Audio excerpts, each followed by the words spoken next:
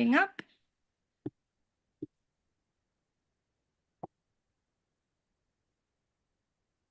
Okay. Okay, we are live. Greetings and welcome to Black Midwives Day. We are so thrilled and excited to welcome you on this important national holiday that we are celebrating to uplift and honor Black midwives. Yes. We recognize today, March 14th, 2024, as Black Midwives Day. It is our special holiday to shed light on the history, politics, culture, and identity of Black midwifery in the context of a national conversation about maternal health and the importance of midwifery care as an essential strategy in reducing maternal mortality and morbidity among Black birthing people. Yes. Thank you so much for being here. We do have a petition, an online petition, and we are initiating this campaign. Well, we started it 2 years ago in 2022 to establish Black Midwives Day as an official national holiday. If you have not yet signed our petition, the link will be dropped in the chat, and please do so. I would like to thank everyone for being here today and really to understand what has happened with midwifery. We're going to hear from some powerful speakers so we can understand the decimation of midwifery across the southern United States that reduced the numbers of Black midwives from thousands to dozens in a 50-year period from the 1920s to the 1970s, leaving many communities without care providers. And we know that the medicalization of childbirth in the United States and the maternal mortality rate in the US are among the highest in the developed world, that it is increasing rapidly and is disproportionately higher among Black birthing people. And we know that Black birthing people in the US suffer from life-threatening pregnancy complications known as maternal morbidities twice as often, sometimes 3 or 4 or 5 times as often as white birthing people, and that these deaths are often preventable, and they have devastating effects on Black children and families, and the vast majority could be prevented through assertive efforts to ensure that Black birthing people can access information, services, and supports to make their own healthcare decisions, particularly around pregnancy and childbearing. And we know that the higher rates of maternal mortality among Black birthing people span across income levels, education levels, and socioeconomic status. And that structural racism, gender oppression, and the social determinants of health inequities experienced by Black birthing people in the US significantly contribute to the disproportionately high rates of maternal mortality and morbidity. And we know that Black birthing people are more likely to report experiences of disrespect, abuse, and neglect when birthing in facility-based settings as compared to white people. And we also know that midwifery honors a birthing person's right to bodily autonomy. It can be facilitated at home, in a birth center or a hospital, and works in tandem with doulas, any doulas? Community health workers, obstetricians, thank you, pediatricians, and other healthcare providers. We also know that the resurgence of Black midwifery is a testament to the resilience, resistance, and determination of spirit in the preservation of healing modalities that are practiced all over the world. The focus on holistic care and caring for the whole person and family and community is what makes a difference in midwifery. Yes. We know that Black families benefit from access to Black midwives. Yes. And are able to receive culturally sensitive and congruent care established through trust and respect with the wisdom of time-honored techniques and best practices. So we are calling for an investment in robust, quality, and comprehensive healthcare for Black birthing people. Yes. We are calling for policies that support and promote affordable, holistic maternal health care that is free from gender and racial discrimination. Absolutely. We are calling for a fair distribution of resources, especially with regard to reproductive health care services, and we know that that is critical to closing the racial disparity gap. So on this Black Midwives Day, founded and led by the National Black Midwives Alliance, Yes. We honor this day as a day of awareness, activism, education, and community building. Yes. And we recognize Black Midwives Day and the tremendous impact of Black Midwives Day on human rights, reproductive justice, birth justice, and protecting and advancing the rights of Black birthing people. Yes. Yes. And so on Black Midwives Day, founded by the National Black Midwives Alliance, we are recognizing that this is an opportunity to strengthen the base of Black midwives, some of which Yes. are right here with us, Yes. to preserve the cultural history of Black midwifery as an important part of the story of America.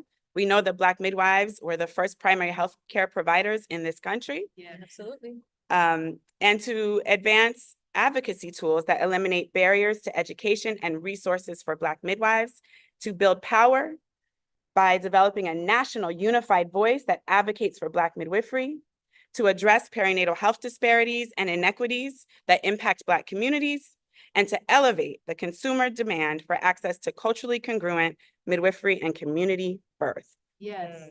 Yes. We would like to, thank you. We would like to thank our partners on today, our partners that have stood with us to advance Black Midwives Day as a national holiday. So we would like to thank the Black Mamas Matter Alliance, Yes. Absolutely. the Center for Reproductive Rights, Yes. the American College of Nurse Midwives, the National Partnership for Women and Families, Southern Birth Justice Network, Yes. and the National Association for Certified Professional Midwives. Thank you for standing with us. Also, special, amazing, beautiful thanks to Congresswoman Gwen Moore for reaching out to us to create this congressional resolution advancing and recognizing Black Midwives Day. This resolution is being co-led by Senator Butler, Representative Alma Adams, and Senator Cory Booker. Thank all of you for standing with us on Black Midwives Day. Yes. Yes. Ashe. Ashe. Sure. So next, I would like to invite Hagarinesh Tesfa, the co-founder of National Black Midwives Alliance. She will lead us into our next segment where we will hear from an incredible line of speakers.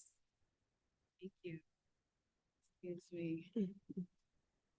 You're gonna change that. Okay, good morning, everyone. Happy Black Midwives Day. We are so feeling the spirit right now. Yes. So it is my privilege to introduce our representatives. As she said, I'm Hagarinesh Tesfa. I'm co-founder of National Black Midwives Alliance, and we're so proud. I'd like to go ahead and introduce our representatives, Congresswoman Gwen Moore. Special thanks to Congresswoman Gwen Moore, as Jamara said, for leading this Black Midwives Day resolution. The floor is yours.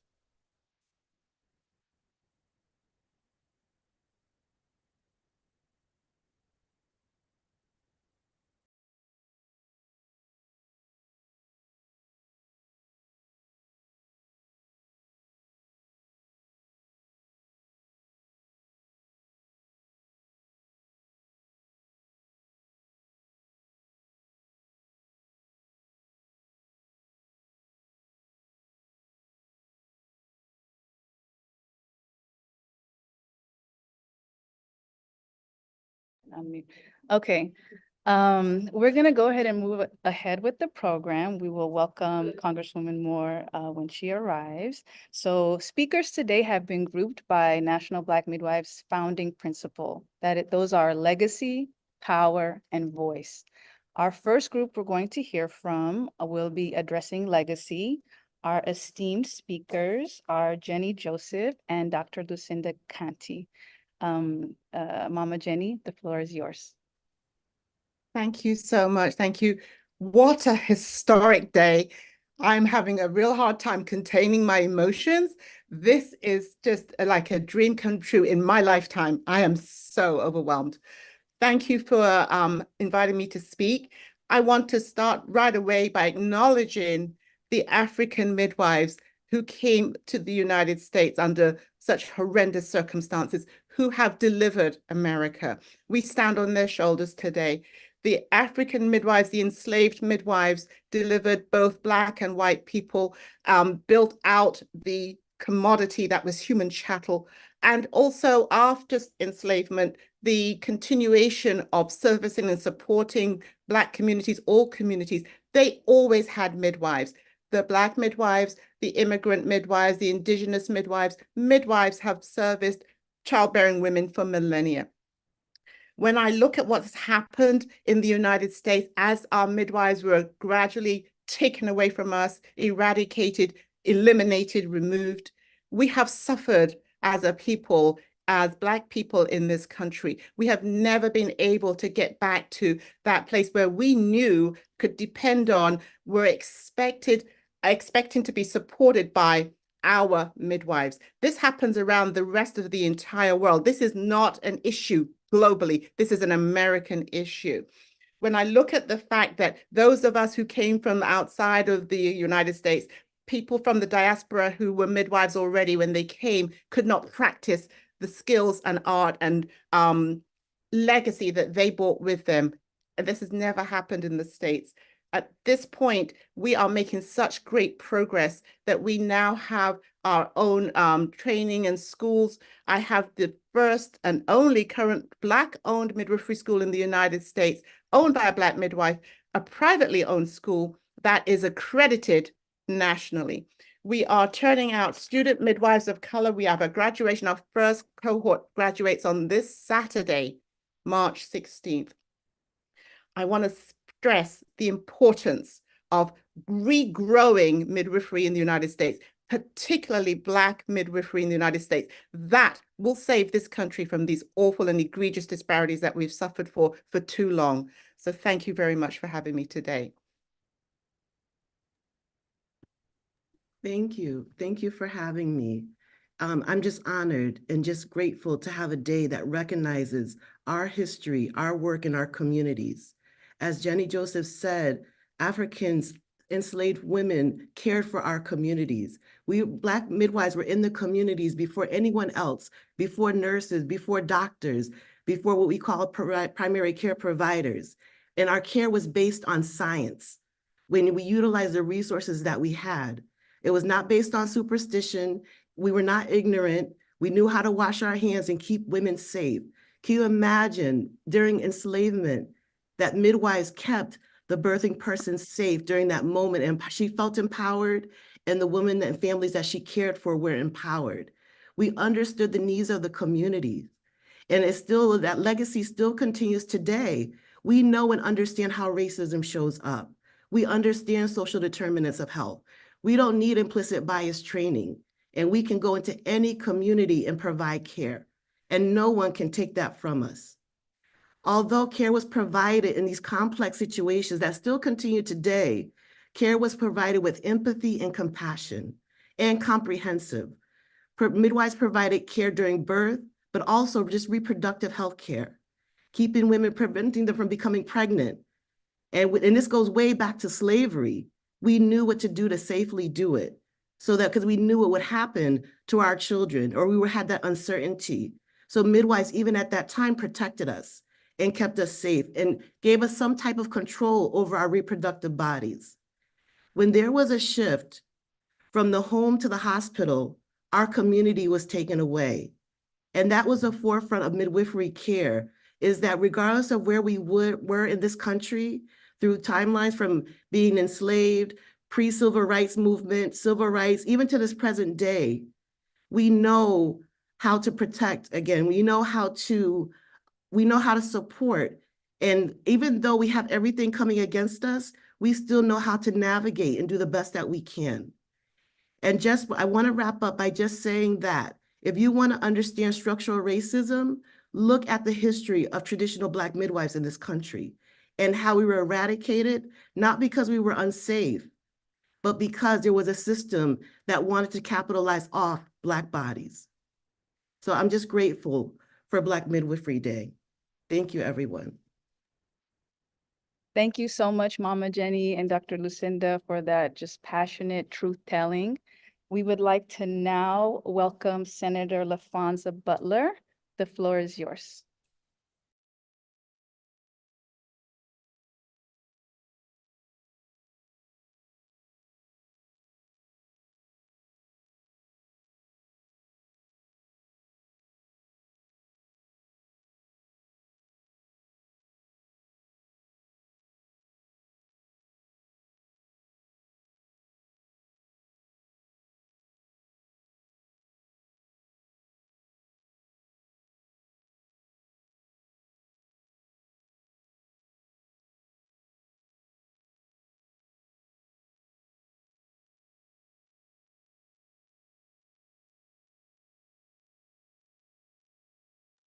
Seems we're having some technical difficulty.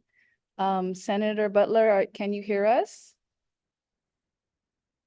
Okay, so I understand that Representative Gwen Moore is on the call. Are you able to join?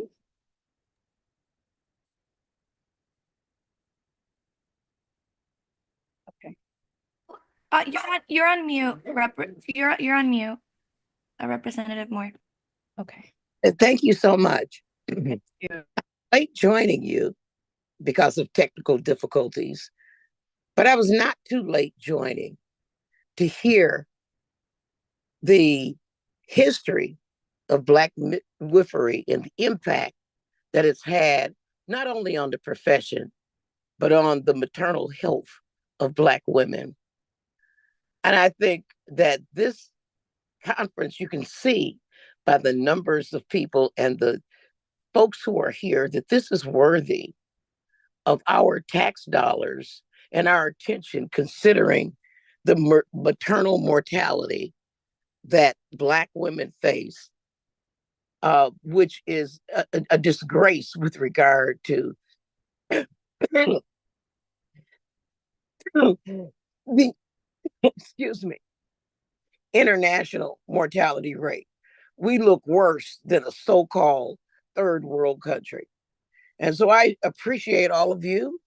I'm going to sit back and listen and just let you know that you have a friend, not only as a congresswoman, but someone who gave birth to 2 of my 3 children with midwives, because there's an element of trust and culture connected with this culture of bringing birth into the world. Thank you. Thank you so much, Senator Moore. Special thank you for leading the Black Midwives Day resolution. We are in gratitude to you. Okay, is Senator Butler, are you able to come on now? I believe so. Can you hear me now? Yes, Fantastic. Thank you. Thank you so much, Congresswoman Moore, for just the incredible leadership. It is such an honor to be in this space with all of you, and being so inspired by your commitment to just an incredibly important issue. Congresswoman Moore, thank you for just being our leader here on moving this resolution to recognize the incredible work and contributions of the Alliance, but mostly the work and voices of the midwives across the country who deserve to be recognized for the work that they do in bringing life into the world. And so I just wanted to join and really echo the Congresswoman's commitment as a true ally and champion here. There are, as has already been referenced, there are challenges here that are historical, that are racial, that are capital driven. Us continuing to use our voices and our platforms to recognize your work, to help to tell the story of this country and its interjection in the space of childbirth and the capitalization, frankly, of childbirth and the dismissing of credible, culturally competent leaders who have played incredibly important roles in the lives of hundreds and thousands of Black families and families generally across the country. So I echo the sentiment of being a champion. I am honored to join Senator Booker in sponsoring the resolution here on the Senate side.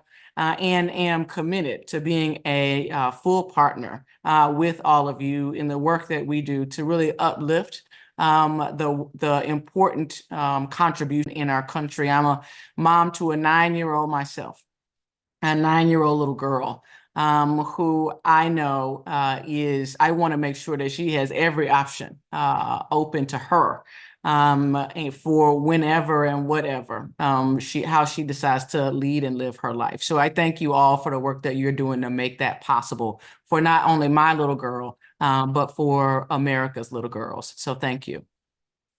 Thank you. Thank you so much for your words and lifting up our mission. We are here. Happy Black Midwives Day to all. Thank you both for making the time. We really do appreciate that. Okay, so we are going to move forward to our second group of speakers. Again, our speakers are grouped on legacy, power, and voice, the founding principles of our alliance. So second group of speakers will be Shola Amadu and Nolene Jeffers and Jessica Roach. Mama Jessica will be going first. Just a reminder to all that you have 2 minutes to speak and just asking that you introduce yourselves, say your names before you go into what you'll be sharing today. So thank you. Jessica, you can go first. Thank you so much. It is such an honor. I'm actually sitting here and had tried to make sure that there were appropriate words that were prepared, but being able to see this panel and see everyone come together is truly just a dream come true. Again, my name is Jessica Roach, and I'm here in Columbus, Ohio. Of Roots, I have been in this work for over 20 years, and we know and we understand the power and abilities that we have, in particular as Black women and as midwives, to be able to come together and solve the issues that we have in our community in Black maternal, infant, and family health. Often the midwives were not just there for the birth, they were there for the entire family. They were there to provide the wisdom, and they were there to provide the guidance and to be able to make sure that everyone in the home was happy and healthy. And we have had that legacy taken from us, but then renewed.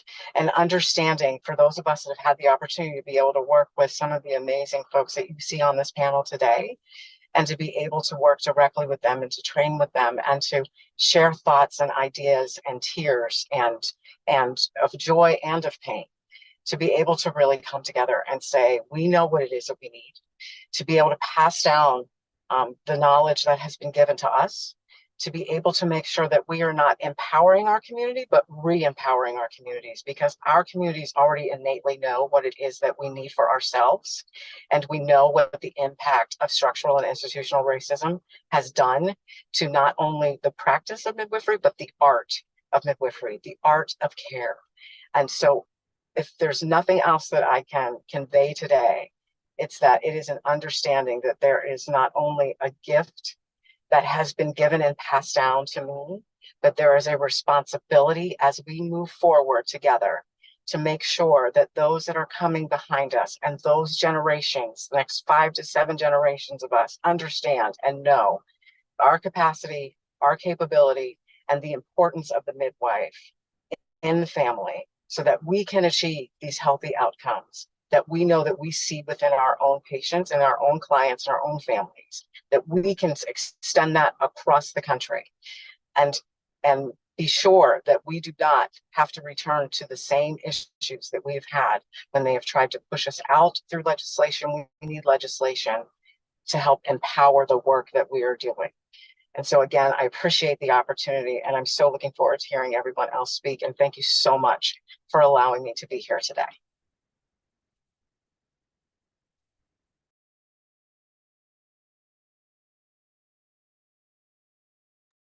Okushola.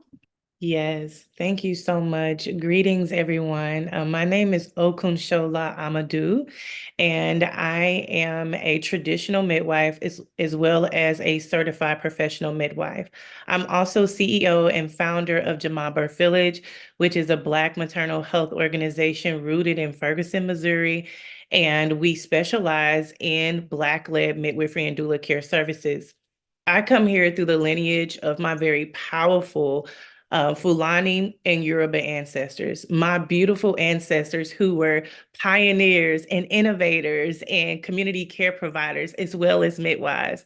My very powerful people were wrongly stolen and enslaved, just as we've heard multiple times today. And when they were brought to the United States of America, they they still held on to those cultures and rituals and ceremonies that helped to keep families together while they were being separated. They helped to feed and nourish the people that they were helping to birth, even though they knew their children may have been taken away from them. To help to console the women who couldn't even breastfeed their own babies because they were having to breastfeed the people who enslaved them and their babies. They kept pushing on. They kept singing in the night. They kept finding a way through. And then finally, when slavery was over and we thought that we were free and we could still care for our people the way that we needed to, we kept being community midwives until that was then stolen from us. We were erased and criminalized through the Shepherd-Towner Act. And even 1 year after the Shepherd-Towner Act was enacted, we found it to be unconstitutional, but it continued until it erased us to our very core. Now, the United States of America only making up 2 to 3% of all Black midwives. I stand here today as someone who was once a teen mother, a two-time teen mom, who underwent preventable C-sections and who was harmed in hospitals right here in St. Louis, Missouri. I currently represent Missouri and St. Louis. And after that last birth, I said, no, ma'am, not again. And I became the midwife that my community needed.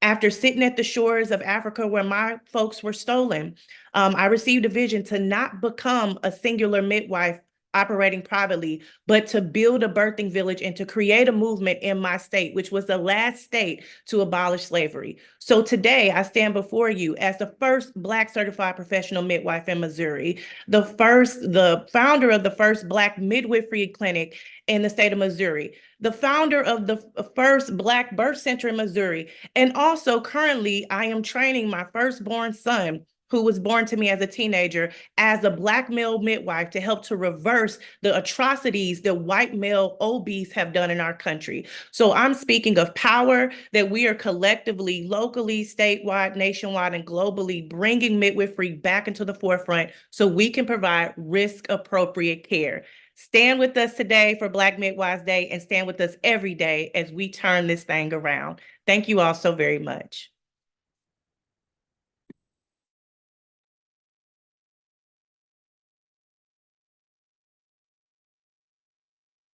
Nolene, the floor is yours.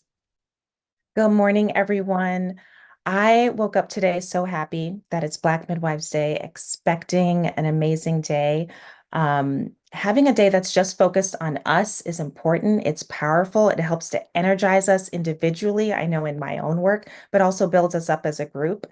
I have the honor of not only being a midwife, but also being a scientist and a researcher, focused on building knowledge around Black maternal health. And we need intentional, robust investment into research that examines the impact that Black-led midwifery models of care are making every day in the lives of Black women and birthing people. We need research that explores the experiences, and identifies the needs of Black midwives in all settings as they navigate the violence of racism, the marginalization of midwifery.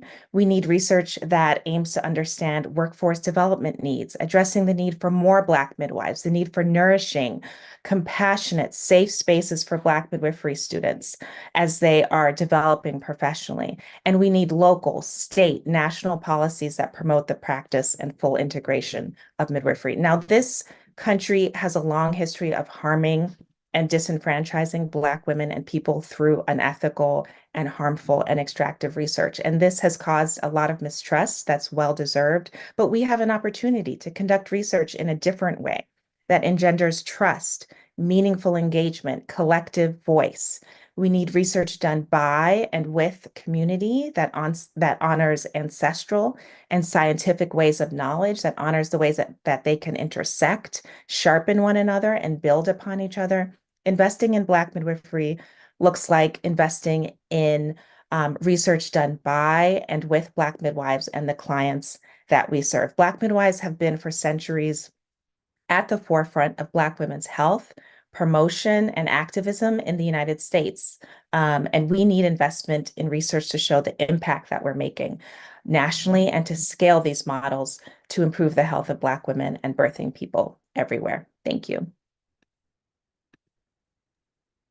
Thank you. Thank you. Thank you all. Just going to reflect back and lift up, yes, to sharpening, to building, to investing, to scaling. We've heard from policymakers. We talked about tradition, research, justice, being a mama in the midst of all of this. So we're just so thankful. We're thankful to hear all the voices and that we're all here honoring Black midwives. Hello, happy Black Midwives Day. Yes. Okay, we're going to move now on to our third segment, which is voice. We will hear from Brianna Lipscomb, who is actually wearing two hats today. She'll speak to us first on behalf of Center for Reproductive Rights, and then on behalf of Black Mamas Matter Alliance. We're happy to have you. The floor is yours. Thank you, Hagi. As was mentioned, I'm Brianna Lipscomb, Senior Advisor of Maternal Health and Rights for the Center for Reproductive Rights. We're a global legal advocacy organization. And on behalf of the center, I want to congratulate the National Black Midwives Alliance on Black Midwives Day. We also applaud Representatives Moore and Adams, as well as Senators Butler and Booker, for recognizing National Black Midwives Day in Congress and honoring the invaluable contributions of Black midwives to maternal health. At the center, we call for Congress to provide more support and more funding to programs that create pathways to midwifery and work towards building a healthcare system that respects bodily autonomy and ensures that every birthing experience is met with compassion, dignity, and respect. We also acknowledge that just as there are opportunities for better policies at the federal level, state governments also have a responsibility to expand and support birthing options for pregnant people. The current patchwork of inconsistent and often overly restrictive state midwifery laws is creating extreme barriers to maternity care across the U.S. Unnecessary restrictions placed on skilled midwives are rooted in racism, colonialism, and patriarchy. And they threaten the human right to bodily autonomy, which extends to a person's right to decide where, how, and with whom they experience childbirth. The U.S. approach to maternal health is out of step with the majority of other countries that value and integrate midwives into their healthcare systems. And despite 35% of counties in the U.S. being deemed maternity care deserts, many highly trained and skilled Black and Indigenous midwives across the U.S. are either unable to practice to the full extent of their training or they're banned from practicing altogether. So in honor of Black Midwives Day, we call for expanded access to midwives across all training pathways. We call for laws and regulations that allow midwives to practice autonomously to the full extent of their training.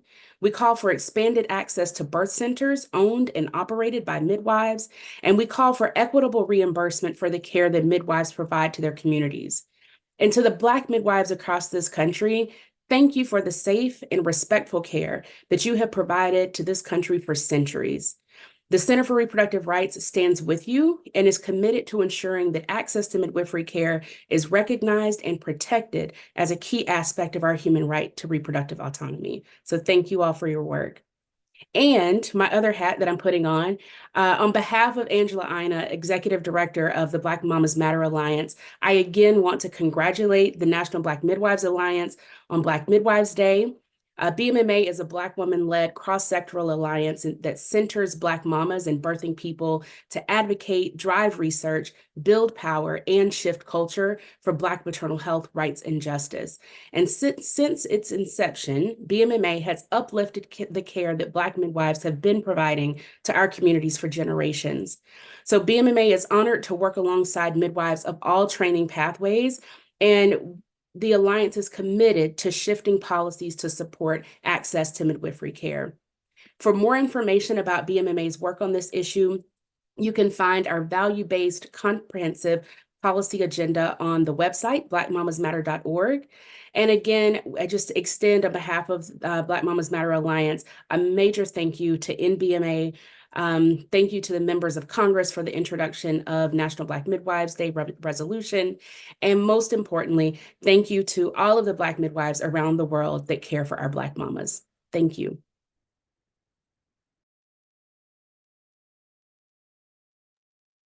Thank you, Brianna. Thank you so much. We appreciate your words. Truth has been spoken. Happy Black Midwives Day again to all. Just want to lift up that CRR is a very important and our partner with MBMA, and that we just really, really value the partnership and are excited about the works that that we're doing together. And also BMMA with so much love. BMMA is a part of MBMA's origin story and has always shown so much love, attention, and deliberate support for Black midwives. And we really do appreciate and feel that. So we thank you. We will be moving now on to our next grouping, which will address state initiatives. So we'll hear from Ezane Dawson and Karina Edwards. Ezane, when you're finished, Karina, you can go on right after her, okay? Just a reminder that speakers should take 2 minutes, and please introduce yourselves before you speak. Oh, and Mama Salama, I'm so sorry. So Ezane Dawson, Karina Edwards, and Mama Salama. Much respect. Aloha, my name is Ezine Dawson, and I am a community midwife based in Oahu, Hawaii. My choice to become a midwife became easy after witnessing the blatant disregard and dismissal of Black birthing families in our communities, the likes of which not only included myself, but my own mother as well.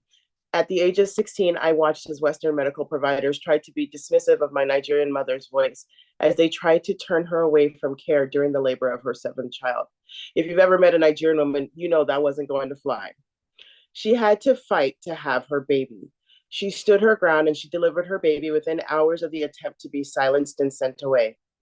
Many years later, I also experienced a very similar interaction as my mother. I knew that I could no longer ignore the needs of our communities, and our communities who are begging to be listened to and truly heard. I knew I needed to listen and follow suit.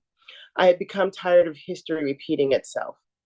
I am currently one of 2 Black midwives serving on the island of Oahu, and I was apprentice trained.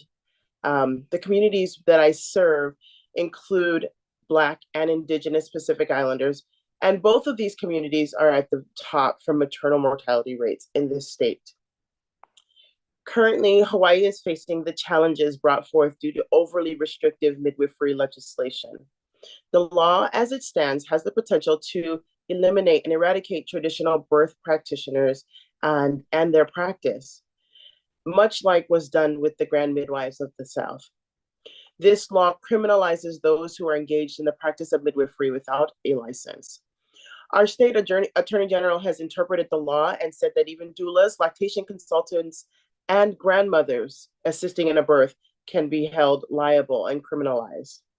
The state is currently being challenged on this law, and since I am tired of history repeating itself, I am also one of the plaintiffs on the lawsuit challenging this overly restrictive midwifery licensure law in Hawaii.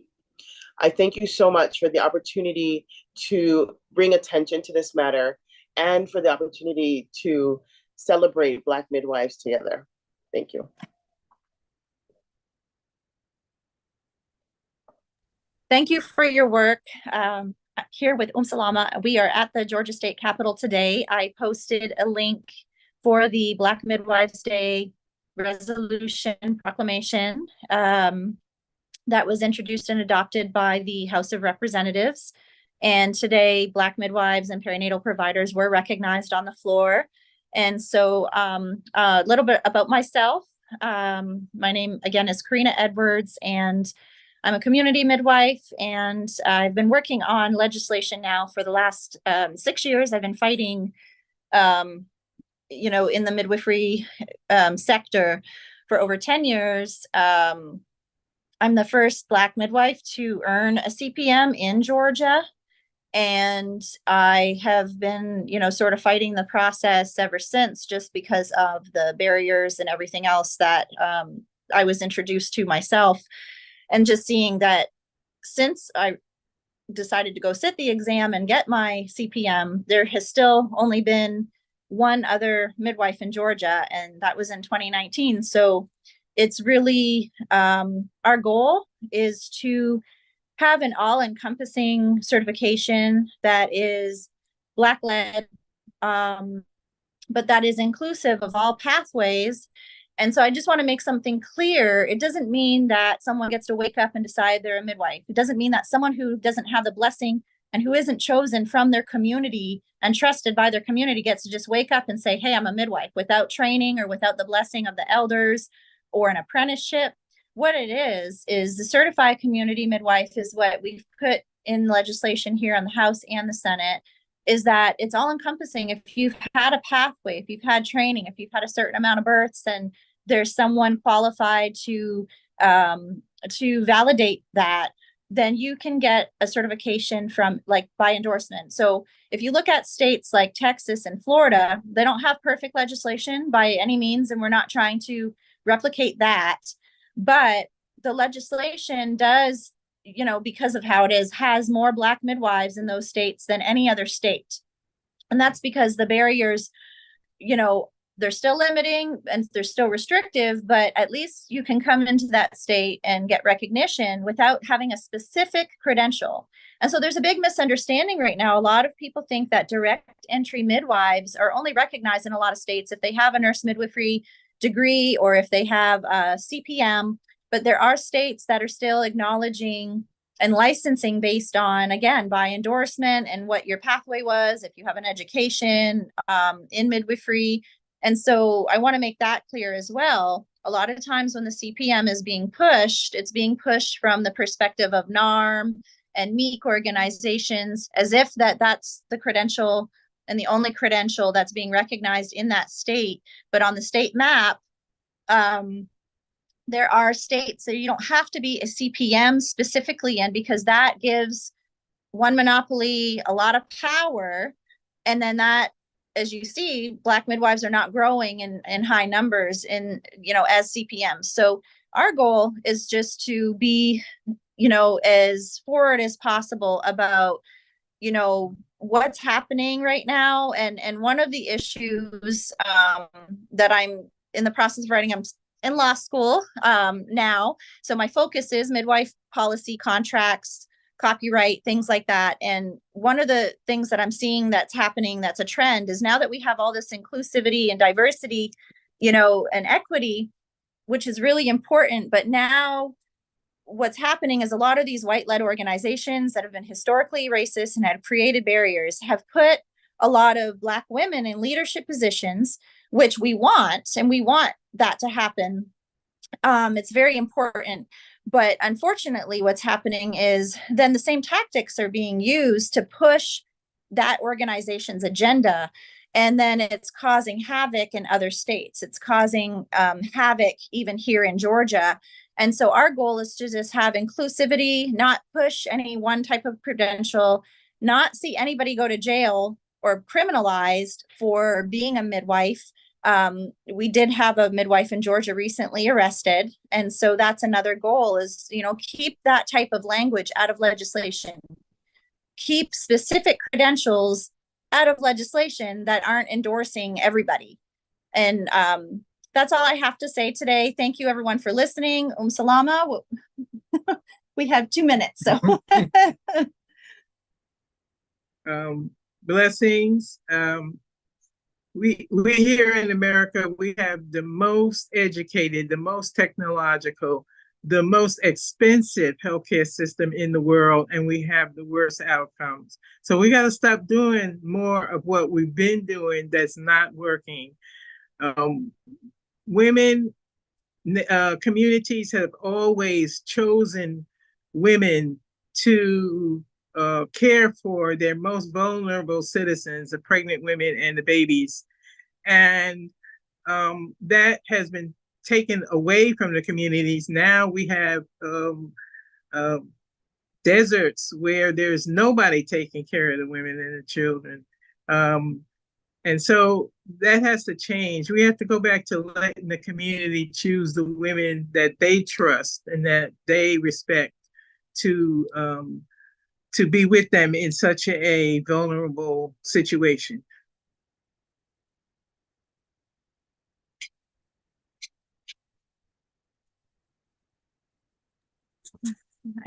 We're done here.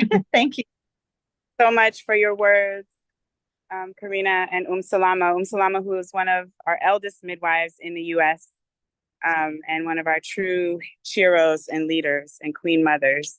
Thank you. I am here in the site of where we will be having our conference this weekend in Hampton, Virginia, right here on the water. That's significant because it represents so much about the spirituality of midwifery and about what our ancestors went through. We are so grateful for this press conference today, for you joining us, all of you that have stood with us to recognize Black Midwives Day. Thank you for highlighting the attempts to eradicate Black midwives, as well as other cultural midwives, such as Indigenous midwives. We know that the targeting of midwives, abortion providers, criminalizing healthcare, criminalizing families for seeking medical care, and divorcing healthcare from its healing traditions is a reflection of the misogyny and white supremacy that too often rears its ugly head in healthcare. And we know that health disparities are power disparities. So we must uproot the imbalance of power in healthcare, education, and the carceral system and all structures of society. We know how to take care of our own people and how to solve the maternal and infant health crises. We demand reparations for the harms that have been done to us. And we want to end restrictions and policies that prevent folks from accessing full spectrum reproductive health care, including comprehensive sex education, midwifery care, doulas, lactation support, gender affirming care, and other types of community-based healers. We stand in solidarity with midwives and other birth workers who are standing up for families and providing care in oppressive conditions around the world, from Georgia to Hawaii to Palestine to Haiti. Please visit our website, blackmidwivesalliance.org, to get more information about National Black Midwives Alliance. And we would like to thank again Representative Gwen Moore for being such a champion and leader in this fight around maternal health and around uplifting the community-based providers who are working diligently to solve these crises. We also want to thank Representative Alma Adams, Senator Cory Booker, and Senator Butler for your leadership, your guidance, and your courage in standing with us. Also, special thanks to Governor Gretchen Whitmer of Michigan for officially recognizing Black Midwives Day, and also to the Senate of Rhode Island for the recognition. And we understand that Georgia also is considering a Black Midwives Day resolution. And we hope that every state, every county, every city, every institution, and all the way up to the President of the United States will recognize officially Black Midwives Day as we continue to invest in all pathways to midwifery, in training and education for midwives, in birth justice, in research that lets us know the actual measurable effectiveness of midwives as the gold standard in perinatal health. We want to support midwifery regulation that allows for a variety of trained midwives for all pathways to midwifery. And we want to support families in having greater access to midwifery care. Thank you again. My name is Jamara Amani. Thank you again so much for being here today. And we look forward to celebrating Black Midwives Day with you every single year. Happy Black Midwives Day. Happy Black Midwives Day. Happy Black Midwives Day. Happy Black Midwives Day.